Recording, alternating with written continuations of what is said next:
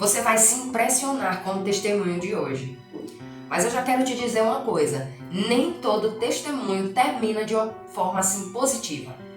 Mas de uma coisa eu tenho certeza, todo testemunho, ele nos traz uma lição de vida. No testemunho de hoje nós vamos conhecer a história de um jovem de 16 anos que começou a maquinar sua própria morte após começar a fazer parte de uma seita. Esse é o testemunho de hoje. Mas antes de nós começarmos a contar essa história, eu já queria que você me respondesse aí nos comentários. Se você já errou na sua vida por não conhecer as Escrituras, qual foi o seu maior erro? Eu vou citar um erro meu aqui. Um dos erros que eu cometi por não conhecer a palavra de Deus é achar que quando um ente querido falecia, ia diretamente para Deus. Esse foi um erro que eu cometi pensando assim por não conhecer as Escrituras. Aproveita, já deixa seu joinha para que esse vídeo alcance o maior número de pessoas, tá certo? Agora bora pro vídeo que esse testemunho tá bem interessante e bem chocante. Bora lá! O testemunho de hoje vem lá de Setiba, em Guarapari. O jovem Alan Brandini, de 16 anos, que tirou a sua própria vida em sua casa. Ele pegou um cinto, colocou na sua garganta e tirou a sua própria vida. Numa noite que os seus pais não estavam em casa, porque estavam na igreja orando, inclusive por ele. Alan começou a fazer parte de uma seita. A gente já vai entender que seita é essa. Mas antes de mais nada, eu já quero explicar aqui o que realmente é uma seita, tá? Porque tem muitas pessoas que julgam muitos movimentos religiosos por aí, dizendo que é seita, sendo que na verdade nem sabe quais são as características de uma seita, tá?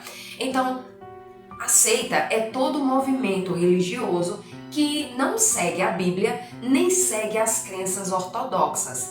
Inclusive, tem um vídeo aqui no canal no qual eu explico como funciona uma seita e quais crenças ela não tem. Vou deixar o card aqui em cima, tá? O link aqui em cima para vocês clicarem e depois assistirem esse vídeo, tá?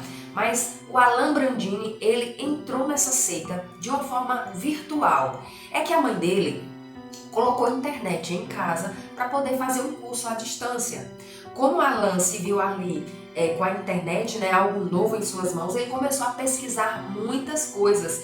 E numa dessas pesquisas, ele chegou aí nessa religião, nesse movimento ali religioso, mas que esse movimento veio a tirar a sua própria vida. Porque Alan, a partir do momento que ele teve contato com essa seita, ele começou a maquinar na sua mente a sua própria morte. É que essa seita pregava que quanto mais sacrifícios você fizesse, mais perto você estaria do Deus que eles serviam. Os pais de Alan perceberam que o comportamento dele estava muito diferente. Alan passou a não dormir mais durante a noite. Os pais dizem que estavam assustados porque ele ficava o tempo todo vagando dentro de casa e sempre que ia conversar com alguém falava sobre morte. Esse era o principal assunto que estava na mente do jovem. E com menos de 2 meses que ele estava participando dessa seita, ele acabou tirando a sua própria vida. Em menos de 2 meses, ele tirou a sua própria vida. Tá? Então, os pais começaram a perceber que ele ficava o tempo todo falando sobre morte, dizendo que ia morrer. Inclusive, dizia até que não chegaria até os 17 anos. Porque antes disso, ele faria o sacrifício para o seu Senhor.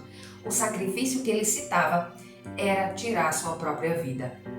Os pais de Alan começaram a perceber algo diferente e começaram a entender o que estava acontecendo. Alan estava fazendo parte de uma seita satânica, na qual o Deus que ele servia era o próprio Satanás. Amigos e familiares contam que antes de Alan conhecer a tal seita, ele era um menino bom, estudioso, se vestia de uma forma simples. Depois que ele começou a fazer parte da seita, o seu comportamento mudou, a sua forma de vestir foram modificados. Inclusive, ele até saiu da escola, não quis mais estudar. Os pais, desesperados, sem saber o que fazer, levaram Alan para o psiquiatra. O psiquiatra analisou o caso dele, passou algumas medicações, inclusive para ele dormir, mas os pais contam que o tormento era tão grande na mente daquele jovem que os remédios não surtiam efeito. Ele passava a noite inteira andando dentro de casa. Os pais não conseguiam dormir, o seu irmão de 12 anos não conseguia dormir, ouvindo os passos dele o tempo todo andando dentro de casa com um semblante atormentado. A mãe conta que quando dava 5 horas, 5 e meia da manhã, era que ele conseguia deitar e dormir. Dormia cerca de 4, 5 horas durante o período da manhã, né? Então quando dava ali 10 horas, 11 horas da manhã, ele já acordava atormentado. Ele não conseguia dormir à noite atormentado e o pouco que ele conseguia dormir pela manhã, ele já acordava atormentado. Os remédios não surtiam efeito de forma nenhuma. E aí começou um movimento religioso ali na igreja que os pais frequentavam, né? A igreja inteira começou a orar pelo jovem. E durante aquelas vigílias e orações, os pais normalmente ficavam ausentes nos dias de orações, de culto, até que um certo dia, né, durante a noite, os pais estavam na igreja, nesse movimento aí de oração pela libertação do filho. Ele em casa, o Alan se viu sozinho, ele pegou um cinto, colocou em volta do seu pescoço e tirou a sua própria vida. Os pais estavam na igreja com um irmãozinho pequeno de 12 anos orando por ele. Quando retornaram da igreja, o grande choque. O filho deles estava ali pendurado, com o corpo já sem vida. Os pais não podiam acreditar como, em meio a tantas orações, aquilo acabou acontecendo.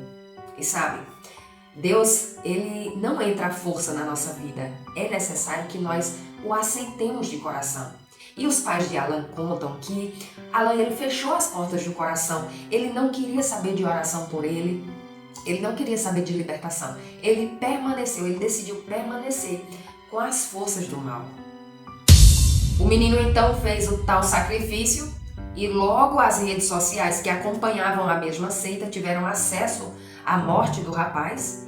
E logo muitas pessoas de vários lugares do mundo que fazem parte dessa seita mandando as condolências ali nas redes sociais do jovem. Eu já falei muitas vezes aqui no canal sobre a importância de nós falarmos de Jesus para as crianças e inculcar na mente delas um Deus amoroso, salvador, piedoso, mas justo e fiel. A importância de nós ensinarmos às crianças o caminho que elas devem andar, conhecendo de fato as Escrituras Sagradas para não serem enganadas quando crescerem. Lá em 1 Pedro capítulo 5, verso 8 diz assim: estejam alertas e vigiem, porque o diabo, o inimigo de vocês, anda ao redor como um leão, rugindo e procurando quem possa devorar. Eu espero que esse vídeo tenha alcançado seu coração e tenha te dado mais sentido em compreender mais as Escrituras Sagradas. E que você compartilhe esse vídeo, porque Deus deseja alcançar outras vidas através da sua vida. Que Deus abençoe a tua vida, a tua casa, te dê uma feliz semana e que Deus abençoe a todos. Em nome de Jesus. Amém. Amém.